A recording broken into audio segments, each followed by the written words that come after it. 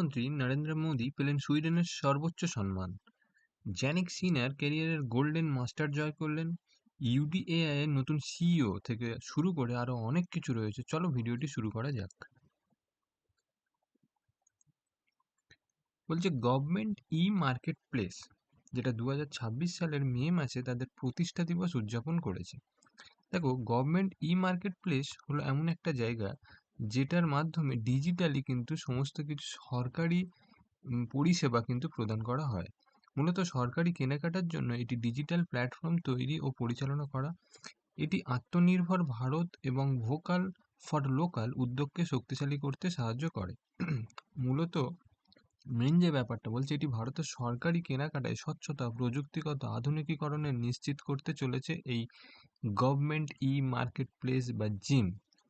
ওকে, দেখো, এর যে মেন ব্যাপারটা, এটা end to end system, registration authentication রয়েছে এখানে, high secure, complete audit trail হয়, মার্কেট মাল্টিপল পেমেন্ট অপশন রয়েছে, কুইক পেমেন্ট অপশন রয়েছে, training and call centre support রয়েছে, প্রাইস কম্প্যারিজন করতে পারবে তুমি এখানে। তো জি মার্কেট প্লেস এমন একটা প্লেস যেখানে গভর্নমেন্ট চাইছে কি সরাসরি যাতে কেনাকাটায় স্বচ্ছতা আছে, প্রযুক্তিগত আধুনিকীকরণ আছে, তার লক্ষ্যেই কিন্তু এই গভর্নমেন্ট ই মার্কেট প্লেসটাকে কিন্তু আনা হয়েছে। ওকে, বর্তমানে এই প্ল্যাটফর্মটিতে 1.36 লক্ষেরও বেশি সরকারি ক্রেতা ও 25 লক্ষ বিক্রেতা কিন্তু যুক্ত রয়েছে।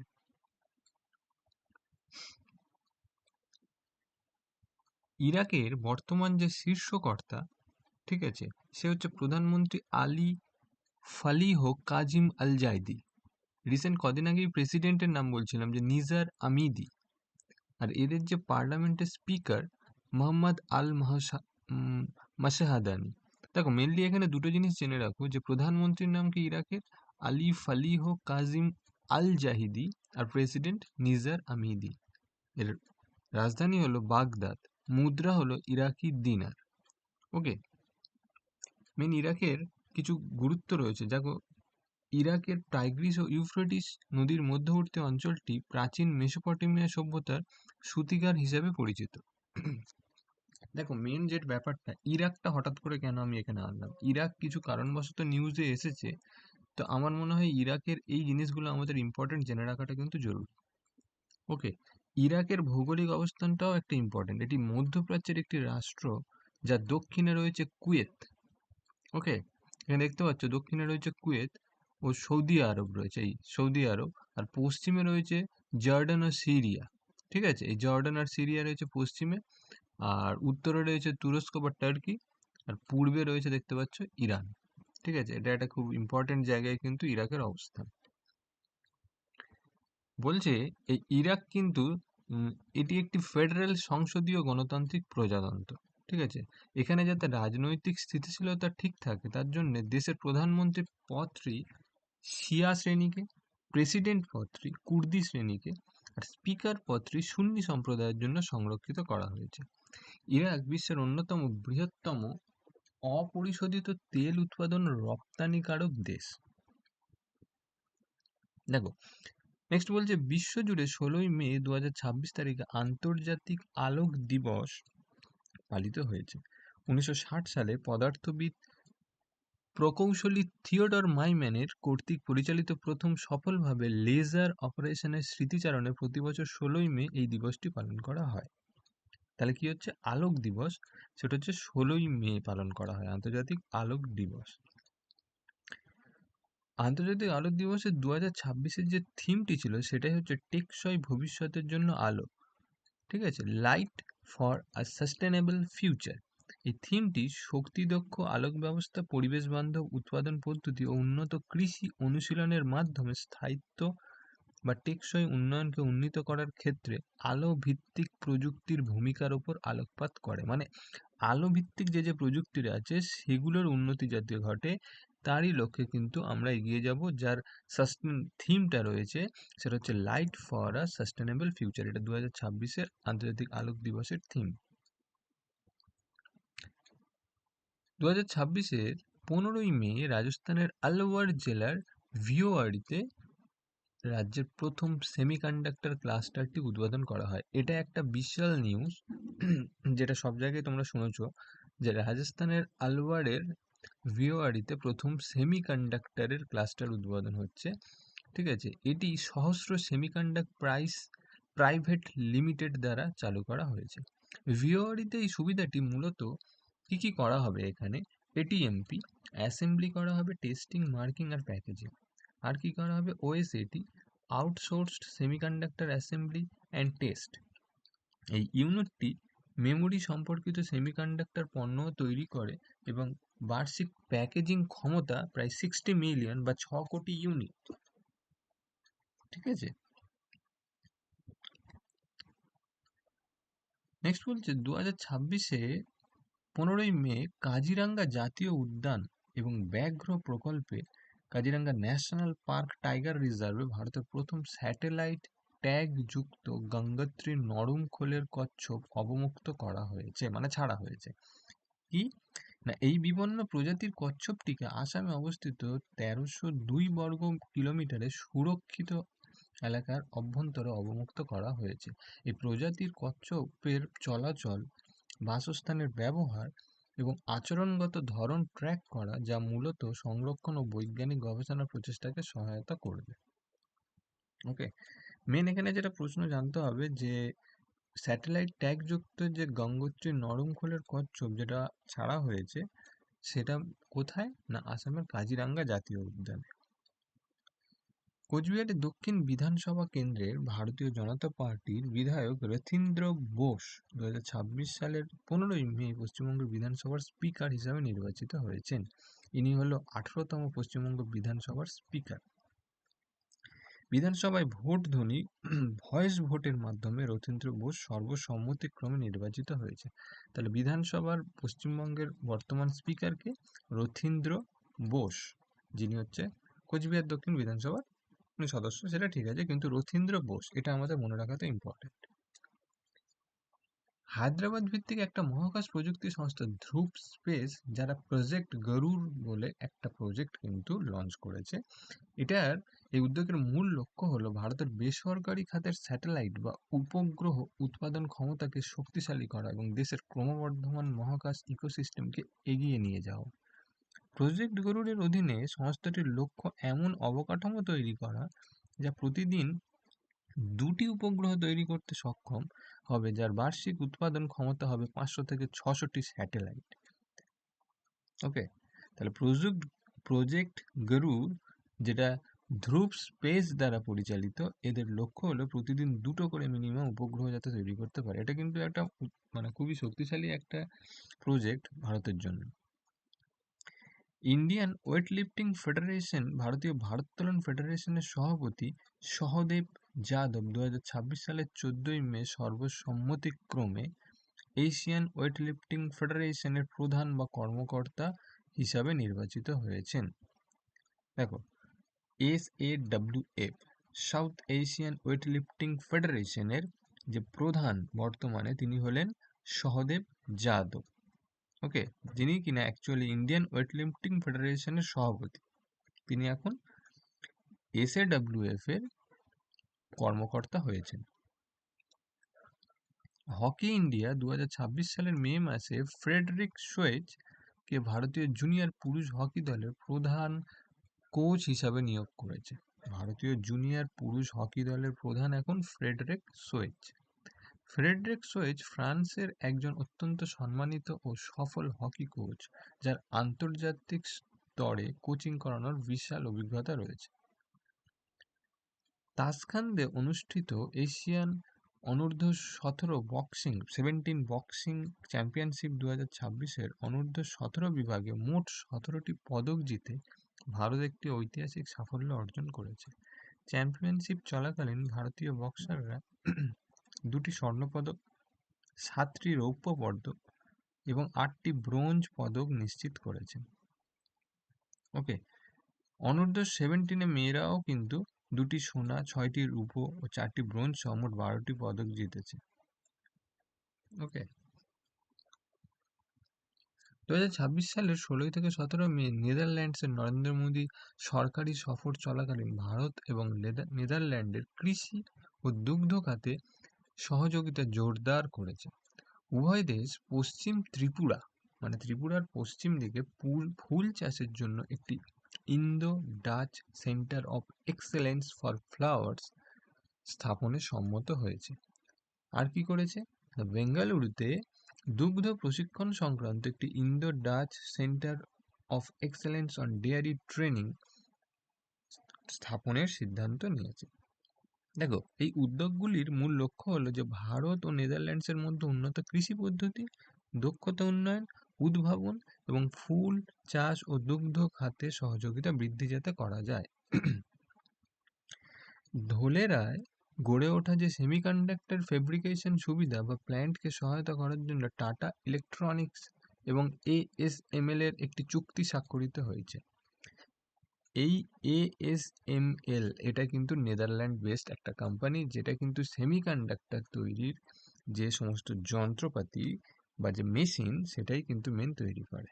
এই অংশীদারিত্ব ভারতের সেমিকন্ডাক্টর উৎপাদন ইকোসিস্টেমকে উন্নত করবে এবং প্রযুক্তিগত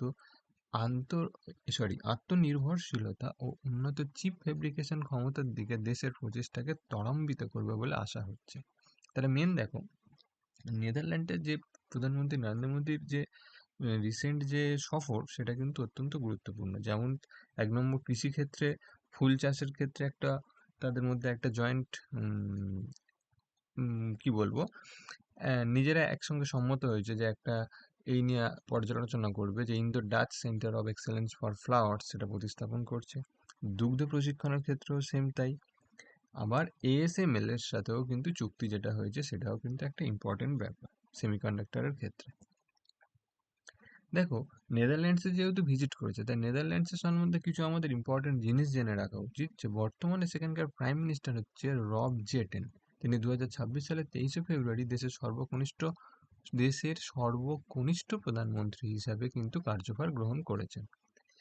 আরেকটা জিনিস, নেদারল্যান্ডের কিন্তু নর্মালি কোনো প্রেসিডেন্ট থাকে না, সেখানে কিন্তু রাজা। এটি একটি সাংবিধানিক রাজতন্ত্র। রাজা এখানে রাষ্ট্রপ্রধান হলেও দেশের প্রকৃত শাসন ক্ষমতা ও রাজনৈতিক নেতৃত্ব থাকে কিন্তু প্রধানমন্ত্রীর হাতে। উইলিয়াম আলেকজান্ডার এখনকার বর্তমান রাজা। ওকে, নেদারল্যান্ডের রাজধানী হলো আমস্টারডাম, তবে বেশিরভাগ সমস্ত প্রশাসনিক কাজকর্ম কিন্তু দ্য হেগ থেকে পরিচালিত হয়। এদের মুদ্রা হলো ইউরো, আর যে ভাষা, তাদের দাপ্তরিক ভাষা যেটা, সেটা হচ্ছে ডাচ। এদের সংসদের নাম হলো স্টেট জেনারেল। এটি উত্তর পশ্চিম ইউরোপে অবস্থিত। এটি নিচু ভূমির দেশ। এর উত্তর ও পশ্চিমে উত্তর সাগর, দক্ষিণে বেলজিয়াম ও পূর্বে জার্মানি অবস্থিত। বিশ্ববিখ্যাত আন্তর্জাতিক ন্যায় আদালত ও আন্তর্জাতিক অপরাধ আদালত নেদারল্যান্ডের হেগ শহরেই কিন্তু অবস্থিত। দেখো, প্রযুক্তিগত দিক থেকে নেদারল্যান্ডও কিন্তু অনেক উন্নত। বিশেষ করে সেমিকন্ডাক্টর চিপ তৈরির যন্ত্রপাতি তৈরির বিশ্বের সবচেয়ে গুরুত্বপূর্ণ কোম্পানি ASML এই দেশেরই প্রতিষ্ঠান। একটু আগেই যেটা বলছিলাম যে ASML এর সাথে যে চুক্তি হয়েছে আমাদের টাটা ইলেকট্রনিক্সের, এটাও কিন্তু একটা গুরুত্বপূর্ণ জিনিস। এই ASML হচ্ছে গিয়ে নেদারল্যান্ড বেসড কোম্পানি। বিশ্বজুড়ে 17ই মে 2026 তারিখে বিশ্ব টেলিযোগাযোগ দিবস হিসাবে কিন্তু পালন করা হচ্ছে। মূলত 1865 সালে প্যারিসে প্রতিষ্ঠিত ডিজিটাল প্রযুক্তির জন্য জাতিসংঘের বিশেষ যে সংস্থা আন্তর্জাতিক টেলিযোগাযোগ ইউনিয়নের প্রতিষ্ঠা বার্ষিকীকে স্মরণ করে এই দিবসটি পালন করা হয়। এই বছরের যে থিম ছিল সেটা হলো ডিজিটাল লাইফ লাইন্স, একটি সংযুক্ত বিশ্বে স্থিতিস্থাপক শক্তিশালী করা। বিশ্বজুড়ে 17ই মে 2026, আচ্ছা এখানে একটা জিনিস বলি, তাহলে 17ই মে কিন্তু বিশ্ব টেলিযোগাযোগ দিবস। ওকে, নেক্সট, বিশ্বজুড়ে 17ই মে তারিখে বিশ্ব উচ্চ রক্তচাপ দিবস। 17ই মে তাহলে আবার কি, ওয়ার্ল্ড হাইপারটেনশন ডে। ঠিক আছে, এক্ষেত্রে একত্রে উচ্চ রক্তচাপ নিয়ন্ত্রণ, নিয়মিত আপনার রক্তচাপ পরীক্ষা করুন, নীরব ঘাতককে পরাস্ত করুন, এটাই হলো এবছরের থিম ছিল। Controlling hypertension together, check your blood pressure regularly, defeat the silent killer. উচ্চ রক্তচাপ বা হাইপারটেনশন বা হাই ব্লাড প্রেশারকে প্রায়শই একটি নীরব ঘাতক বলা হয়, কারণ এটি সাধারণত কোনো স্পষ্ট লক্ষণ দেখা যায় না, তবে এটি হৃদরোগ, স্ট্রোক এবং কিডনি বিকলের মতো মারাত্মক স্বাস্থ্য জটিলতা সৃষ্টি করে। এই সমস্ত ব্যাপারে যাতে মানুষের মধ্যে সচেতনতা বৃদ্ধি পায়, তার উদ্দেশ্যেই কিন্তু এই দিবসটি পালন করা হয়। National institute of open schooling বিকশিত ভারত 2047 2047 এর যে টার্গেট, সেই দিকে লক্ষ্যে এগিয়ে যাওয়ার জন্য টু রিচ দ্য আনরিচড, মানে সুবিধা বঞ্চিতদের কাছে পৌঁছানো মিশনের মাধ্যমে এনআইওএস স্কুল ছুট বা স্কুলের বাইরে থাকা প্রায় 2 কোটি শিশুকে মূল ধারার প্রাতিষ্ঠানিক শিক্ষা ব্যবস্থার সাথে পুনরায় যুক্ত করার লক্ষ্যে নির্ধারণ করেছে। এই কর্মসূচিটি ভারতের অন্তর্ভুক্তিমূলক শিক্ষার ইনক্লুসিভ এডুকেশনের বৃহত্তর লক্ষ্যের সাথে সামঞ্জস্যপূর্ণ এবং এর উদ্দেশ্য হলো যাতে প্রতিটি শিশুর জন্য মানসম্পন্ন শিক্ষার সুযোগ ও কর্মসংস্থানমুখী দক্ষতা নিশ্চিত করা যায়। টেনিস খেলায় ইউক্রেনের এলিনা সিতোলিনা 16 মে মার্কিন যুক্তরাষ্ট্রের বিশ্ব র্যাঙ্কিংয়ের 4 নম্বর খেলোয়াড় কোকো গফকে পরাজিত করে ইটালিয়ান ওপেন 2026 এর মহিলা সিঙ্গেলস খেতাব জিতেছেন। ইউক্রেনের এলিনা সিতোলিনা তিনি কাকে পরাজিত করেছে? মার্কিন যুক্তরাষ্ট্রের কোকো গফকে ইটালিয়ান ওপেনে। 2026-এর 16 মে গুয়াহাটির জিএস রোডে, কোথায়? গুয়াহাটি, মানে আসামের গুয়াহাটির জিএস রোডে স্লাইস স্মল ফিন্যান্স ব্যাংক, যেটা কিনা ভারতের প্রথম এআই চালিত একটি ফিজিক্যাল ও ডিজিটাল ব্যাংকিং শাখার উদ্বোধন করেছেন হিমন্ত বিশ্ব শর্মা। এই শাখার মধ্যে রয়েছে এআই চালিত সেলফ সার্ভিস কিয়স্ক, কাগজবিহীন ক্যাশ জমা এবং তোলার সুবিধা এবং গ্রাহকদের জন্য সহজতর ডিজিটাল অনবোর্ডিং অ্যাকাউন্ট খোলার সুবিধা। ওকে, তাহলে এআই ব্যাংক মানে সম্পূর্ণটাই কিন্তু এআই দ্বারা পরিচালিত হচ্ছে, তোমাকে সেখানে কোনো হিউম্যানের কিন্তু প্রয়োজন নেই, পুরো ডিজিটালি চলছে। এটা প্রথম ভারতে হলো এবং এটা আসামে হলো গুয়াহাটিতে। স্লাইস স্মল ফিন্যান্স ব্যাংক এটা কিন্তু চালু করলো। নেক্সট বলছে কামিরিতা শেরপা 2026 সালে, ঠিক আছে, মাউন্ট এভারেস্ট আরোহণ করে নতুন ইতিহাস তৈরি করেছেন। 56 বছর বয়সী এই পর্বতারোহী বিশ্বের সর্বোচ্চ শৃঙ্গে সবচেয়ে বেশিবার সফলভাবে আরোহণের নিজের বিশ্ব রেকর্ডটি নিজেই ভেঙে দিয়েছেন। ওকে, নাম কি? কামিরিতা শেরপা। ইনি কিন্তু একজন নেপালের বাসিন্দা। নেক্সট বলছে গান্ধীনগরে অনুষ্ঠিত এশিয়ান ভারোত্তোলনের চ্যাম্পিয়নশিপে 2026-এ মহিলাদের 77 কেজি বিভাগে সঞ্জনা 3টি ব্রোঞ্জ পদক জিতেছেন। মেন এটা জানার বিষয় যে সঞ্জনা যে 3টি ব্রোঞ্জ পদক জিতেছে এশিয়ান ওয়েট লিফটিং চ্যাম্পিয়নশিপ 2026 কত কেজির বিভাগে? 77 কেজির বিভাগে। ওকে, সম্মিলিতভাবে মোট 220 কেজি ওজন তুলে Sanjana snatch, clean and jerk এবং সামগ্রিক মোট বিভাগের 3টিতেই ব্রোঞ্জ পদক নিশ্চিত করেছেন। 2026 সালের 16 থেকে 17 মে নেদারল্যান্ডসে নরেন্দ্র মোদী যে ভিজিট ছিল, তিনি ওখানকার বিখ্যাত ডাচ জল ব্যবস্থাপনা কাঠামো আপসলাউথ ডাইক পরিদর্শন করেন। কি এই আপসলাউথ ডাইক? এটি হলো একটি 32 কিলোমিটার দীর্ঘ বাঁধ এবং সংযোগকারী পথ বা ড্যাম, যা কিনা বন্যা নিয়ন্ত্রণ এবং ভূমি পুনরুদ্ধারের ক্ষেত্রে একটি বৈশ্বিক মানদণ্ড বা উদাহরণ হিসাবে বিবেচিত হয়। মূলত এই কাঠামোটি মানে এই আপসলাউথ ডাইক নেদারল্যান্ডসের একটি বিশাল অংশকে উত্তর সাগরের হাত থেকে রক্ষা করে এবং একই সাথে মিঠা জল সংরক্ষণ ও দক্ষ জল ব্যবস্থাপনায় সহায়তা করে।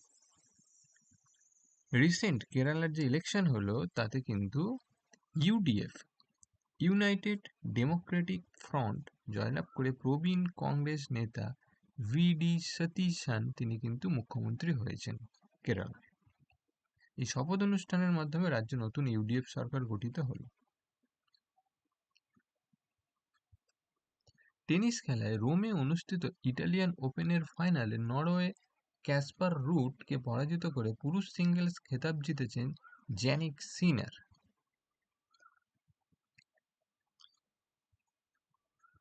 এটা হচ্ছে পুরুষ সিঙ্গেলসের খেতাব। একটু আগে আমরা মহিলা সিঙ্গেলস জানলাম, এটা পুরুষ সিঙ্গেলসের খেতাব। জ্যানিক সিনার জিতেছেন, ঠিক আছে। রানার্স হয়েছেন কে? Kasper rude.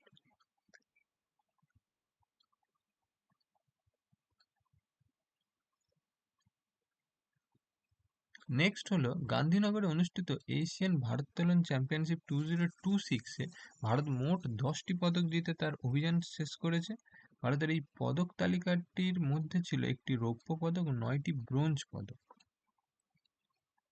বিশ্বজুড়ে 18ই মে 2026 তারিখে আন্তর্জাতিক জাদুঘর দিবস ইন্টারন্যাশনাল মিউজিয়াম ডে পালিত হচ্ছে। 2026 সালের যে থিম ছিল সেটা হলো বিভক্ত বিশ্বকে একত্রিত করছে জাদুঘর। মিউজিয়াম ইউনাইটিং আ ডিভাইডেড ওয়ার্ল্ড। 1977 সালে ইন্টারন্যাশনাল কাউন্সিল অফ মিউজিয়ামসের প্রথম আন্তর্জাতিক জাদুঘর দিবস চালু করেছিল। মেন হচ্ছে যে সংস্কৃতি বিনিময়, শিক্ষা, ঐতিহ্য সংরক্ষণ ও সামাজিক উন্নয়নে জাদুঘরের ভূমিকা সম্পর্কে সচেতনতা বাড়াতে প্রতি বছর 18ই মে এই দিনটি পালন করা হয়। 2026-এ 17ই মে Royal Order of the Polar Star degree Commander Grand Cross সম্মানে ভূষিত করা হয়েছে নরেন্দ্র মোদীকে, যা কোনো সরকারের প্রধানের জন্য সুইডেনের সর্বোচ্চ সম্মান। সুইডেনের ক্রাউন প্রিন্সেস ভিক্টোরিয়া প্রধানমন্ত্রী মোদীকে এই মর্যাদাপূর্ণ পুরস্কারটি প্রদান করেন। অসামান্য জনসেবা এবং সুইডেনের সাথে সম্পর্ক জোরদার করার অবদানের জন্য বিদেশি সরকার ও প্রধানদের সুইডেন কর্তৃক প্রদত্ত এটিই সর্বোচ্চ সম্মান। আর এই সম্মানটি পাওয়ায় প্রধানমন্ত্রী নরেন্দ্র মোদীর প্রাপ্ত 31তম আন্তর্জাতিক সম্মান হলো এটি। 2026 সালের 18ই মে শ্রী সৌরভ বিজয় ইউআইডিএআই এর চিফ এক্সিকিউটিভ অফিসার হিসাবে দায়িত্বভার গ্রহণ করেছেন। তিনি মহারাষ্ট্র ক্যাডারের 1998 ব্যাচের একজন আইএএস অফিসার। রিসেন্ট ইন্দোনেশিয়ার উত্তর মালুকু প্রদেশে 2026 সালের 17ই মে ডুকোনো আগ্নেয়গিরি থেকে অগ্ন্যুৎপাত ঘটেছে। ডুকোনো আগ্নেয়গিরি ইন্দোনেশিয়ার অন্যতম সক্রিয় আগ্নেয়গিরি এবং এটি ঘন ঘন আগ্নেয়গিরি কার্যকলাপের জন্য সুপরিচিত। নেক্সট বলছে ওম বিড়লা 2026 সালের মে মাসে নারী উন্নয়নের জন্য একটি কমিটি গঠন করেছে, committee on empowerment of women, যেটার চেয়ারম্যান করেছেন দাগ্গুবতী পুরন্দেশ্বরীকে। ঠিক আছে, এই কমিটিতে 28 জন সদস্য নিয়ে গঠিত, যার মধ্যে লোকসভা থেকে 18 জন সদস্য, রাজ্যসভা থেকে 10 জন সদস্য রয়েছে। নেক্সট হলো অমিত শাহ 2026 সালের 17ই মে আহমেদাবাদের নবনির্মিত মিলিয়ন মাইন্ডস টেক পার্ক ও গ্রেমি সিটি ক্যাম্পাস উদ্বোধন করেছেন। এই নতুন পরিকাঠামো মূলত আহমেদাবাদ মানে গুজরাটের প্রযুক্তিগত উদ্ভাবন, দক্ষতা উন্নয়ন এবং শিক্ষাগত অগ্রগতিতে সহায়তা করবে বলে আশা করা হয়েছে। ভারতীয় নৌবাহিনী ভোপালে কি করেছে, নাভাল সেলিং নোড উদ্বোধন করেছে। এই সেলিং নোডটি জল ক্রীড়া এবং রোমাঞ্চকর কার্যকলাপের জন্য অ্যাডভেঞ্চার অ্যাক্টিভিটিসের জন্য একটি অত্যাধুনিক প্রশিক্ষণ কেন্দ্র হিসেবে গড়ে তোলা হয়েছে। ন্যাশনাল ক্যাডেট কর্পস এনসিসি ও তাদের প্রশিক্ষণ কার্যক্রমের জন্য এই সুবিধাটি ব্যবহার করবে। এই উদ্যোগের মূল লক্ষ্য হলো মধ্যপ্রদেশের আরও বেশি যুবকদের প্রতিযোগিতামূলক জল ক্রীড়ায় অংশ নিতে উৎসাহিত করা এবং তাদের প্রতিরক্ষা বাহিনীতে ডিফেন্স ফোর্সে যোগদানে অনুপ্রাণিত করা। দেখো, এতক্ষণ আমরা যেটা পড়লাম এটা কিন্তু অ্যাকচুয়াল 17 থেকে তোমার 19 তারিখ পর্যন্ত যে সমস্ত কারেন্ট অ্যাফেয়ার্স গুলো রয়েছে সেগুলো, তার উপর ভিত্তি করে কিছু কোয়েশ্চেন এখানে আছে, এটা নিয়ে আমরা একটু আলোচনা করি। বলছে 2026 সালের মে মাসে কোন মহাকাশ প্রযুক্তি সংস্থা প্রজেক্ট গরুড়ের অধীনে প্রতিদিন 2টি উপগ্রহ স্যাটেলাইট তৈরির লক্ষ্যে 105 কোটি টাকা বরাদ্দ নিশ্চিত করেছে? ধ্রুব স্পেস। 2026 সালের মে মাসে দক্ষিণ এশিয়ান ভারোত্তোলন ফেডারেশন এসএডব্লিউএফ এর সভাপতি কে হয়েছেন? সহদেব যাদব। মাউন্ট এভারেস্টের রেকর্ড 32তম বারের মতো সফলভাবে আরোহণ করে 2026 সালের 17ই মে কে নিজেরই বিশ্ব রেকর্ডটি পুনরায় ভেঙেছেন? কামি রিতা শেরপা। ইনি কিন্তু নেপালের নাগরিক, নেপালের বাসিন্দা ইনি। ওকে। কেরালায় 2026 সালের 18ই মে মুখ্যমন্ত্রী হিসাবে শপথ নিয়েছেন কে? ভি.ডি. সতীশন। ইনি প্রবীণ কংগ্রেস নেতা। জ্যানিক সিনার কোন প্রতিযোগিতায় 2026 সালের পুরুষ সিঙ্গেলস খেতাব জিতে নোভাক জোকোভিচের পর মাত্র দ্বিতীয় খেলোয়াড় হিসেবে কেরিয়ার গোল্ডেন মাস্টার্স সম্পন্ন করেছেন ইটালিয়ান ওপেন 2026। 18 মে তারিখে আধার প্রদানকারী সংস্থা আইডেন্টিফিকেশন অথরিটি অফ ইন্ডিয়ার ইউআইডিএআই এর নতুন সিইও কে দায়িত্ব গ্রহণ করেছেন সৌরভ বিজয়। ওম বিড়লা কর্তৃক গঠিত নারীর ক্ষমতায়ন সংক্রান্ত কমিটি 2026-এর চেয়ারপারসন বা সভানেত্রী হিসেবে কাকে নিযুক্ত করা হয়েছে? দাগ্গুপতি পুরন্দেশ্বরী। 17 মে 2026 তারিখে কোন দেশে অবস্থিত ডুকুনু নামক একটি অত্যন্ত সক্রিয় আগ্নেয়গিরি থেকে বিশাল ছাই নিঃসরণের সাথে অগ্ন্যুৎপাত ঘটেছে? ইন্দোনেশিয়া। 2026 সালের মে মাসে কোন বিখ্যাত ডাচ জলব্যবস্থাপনা কাঠামো, বাঁধ ও সংযোগকারী পথ ভারতের প্রধানমন্ত্রী নরেন্দ্র মোদী এবং ডাচ প্রধানমন্ত্রী রব জেটেন পরিদর্শন করেছিলেন? আপসলাউট ডাইক। ওকে, মানে নেদারল্যান্ডের যেটা আপসলাউট ডাইক। 2026 সালের মে মাসে ভারতের প্রথম এআই চালিত ভৌত ও ডিজিটাল সংমিশ্রণের ফিজিক্যাল ব্যাংকিং শাখা আসামের কোন শহরে উদ্বোধন করা হয়েছে? গুয়াহাটি জিএস রোডে। দেখো, এটা হচ্ছে 23 এপ্রিল যে ভিডিও ছিল তার কিন্তু কুইজ কোয়েশ্চেন। অ্যাকচুয়ালি মাঝখানে কিছু পার্সোনাল কারণবশত আমি কিন্তু ভিডিও দিয়ে উঠতে পারিনি, তো আবার কন্টিনিউ করার চেষ্টা করছি। তো 23 এপ্রিল যে কুইজটি ছিল তার প্রশ্নের উত্তরগুলো একটু জেনে নিই। বলছে, সরকারের নতুন খসড়া প্রস্তাব অনুযায়ী দুটি চিনিকলের মধ্যে ন্যূনতম দূরত্ব কত কিমি করার কথা হয়েছে? 25 কিমি। মানে দুটি চিনিকলের মধ্যে দূরত্ব হবে 25 কিমি। জাতিসংঘের রিপোর্ট অনুযায়ী 2026 সালে ভারতের জিডিপি প্রবৃদ্ধির হার কত শতাংশ হওয়ার পূর্বাভাস দেওয়া হয়েছে? 6.6%। উত্তরপ্রদেশের শেখা ঝিল ভারতের কততম রামসার সাইট হিসাবে অন্তর্ভুক্ত হয়েছে? 99তম।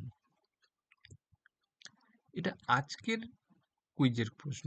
3টি প্রশ্ন রয়েছে, তোমরা ভালো করে গোটা ভিডিওটা দেখো, লাস্টের উত্তরগুলো কমেন্ট সেকশনে কমেন্ট করো।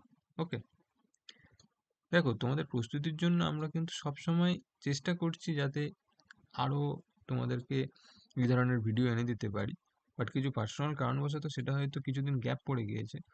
বাট নেক্সট খুবই চেষ্টা করছি যাতে কন্টিনিউশন রাখা যায়। ওকে, কন্টিনিউ যাতে কারেন্ট অ্যাফেয়ার্সের ভিডিও তার সঙ্গে অন্যান্য আরও ভিডিও এনে দিতে পারি, যতটা হেল্প করা যায় তোমাদের। ওকে, তো যাই হোক, তোমরা প্রয়োজন মনে করলে সাবস্ক্রাইব করে রাখতে পারো। আগামী তোমাদের অন্যান্য যে সমস্ত ভিডিও আনবো সহজেই তোমরা কিন্তু দেখতে পাবে। কেমন? ধন্যবাদ।